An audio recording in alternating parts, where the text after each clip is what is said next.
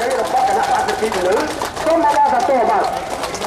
សូមមកតអាយកាំពលហំប្រធានក្រុមប្រឹក្សាខេត្តតាកែវនិងជាទីប្រឹក្សាប្រធានគណៈបព្វជិជនលឺសូមមកសាទរគេយកគណៈបព្វជិជនលឺ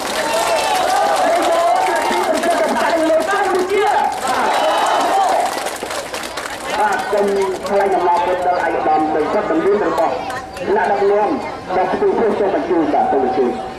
ខ្ញុំគោរពបញ្ជូនបាទខ្ញុំមានខ្ញុំជាប្រតិបត្តិគណៈបព្វជិជនក្រុមគោរពបាទបងប្អូនប្រជាពលរដ្ឋទទួលចូលទាំងមូលបាទសូមជួយបាទខ្ញុំយល់បានម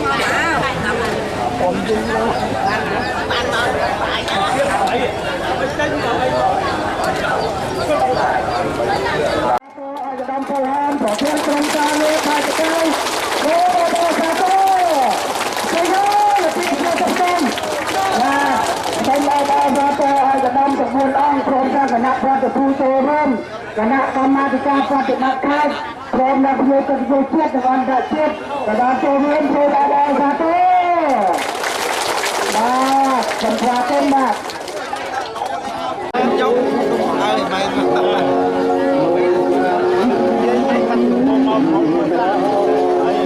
xong rồi lại lại lại cái gì cái cắt con cái này lại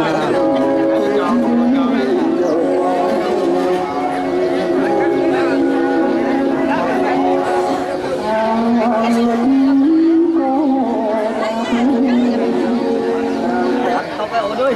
nó thô lắm giờ không thô mấy ngon à quay ra đây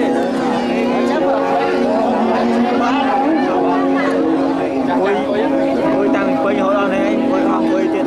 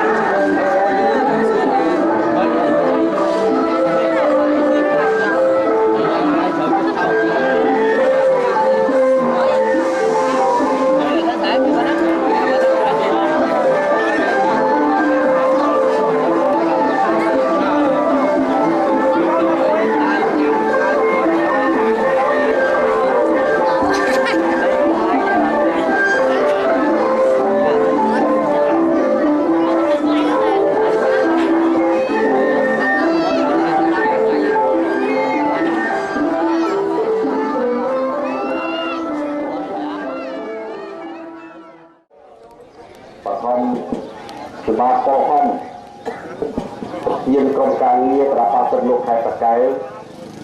សូមគោរពលោកតាលោកយាយសូមទោសនៅសូមគោរពលោកយាយមុន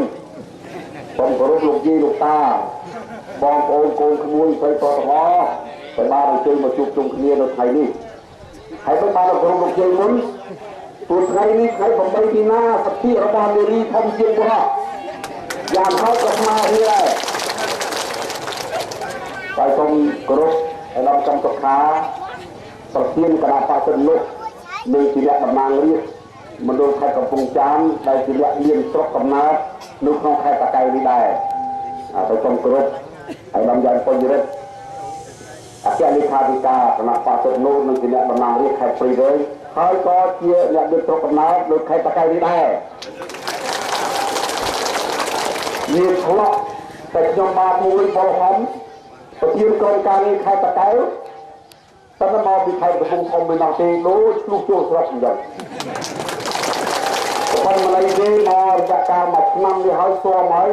ខេត្តតាកែវនេះទៅជាខេត្តទី2របស់ខ្ញុំហើយព្រៃផ្គាប់នោះក៏ធ្លាប់បានចុះមកម្ដងហើយតែភូមិក្នុងភូមិនេះជាលើកទី